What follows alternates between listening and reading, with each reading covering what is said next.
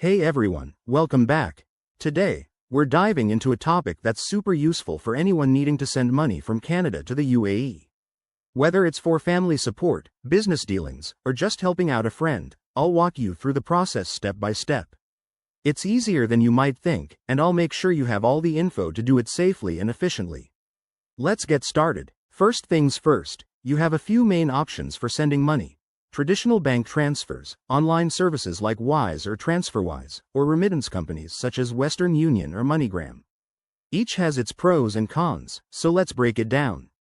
Banks are reliable but can be slower and more expensive, while online platforms often offer better exchange rates and faster delivery, sometimes in just minutes. Step 1. Choose your method. If you're going with an online service, sign up for an account on a trusted platform like Wise. They'll ask for your personal details, so make sure you have your ID ready. Next, gather the recipient's information in the UAE, including their full name, bank account details, and SWIFT code if needed. Accuracy is key to avoid delays. Now, compare fees and exchange rates. This is crucial because rates can vary widely.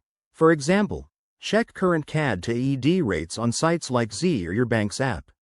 Fees might include transfer costs, currency conversion charges, and sometimes recipient fees. Aim for services with low or transparent fees to maximize what your money's worth.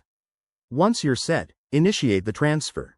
Log into your chosen service, enter the amount, select the UAE as the destination, and confirm the details. Double-check everything before hitting send.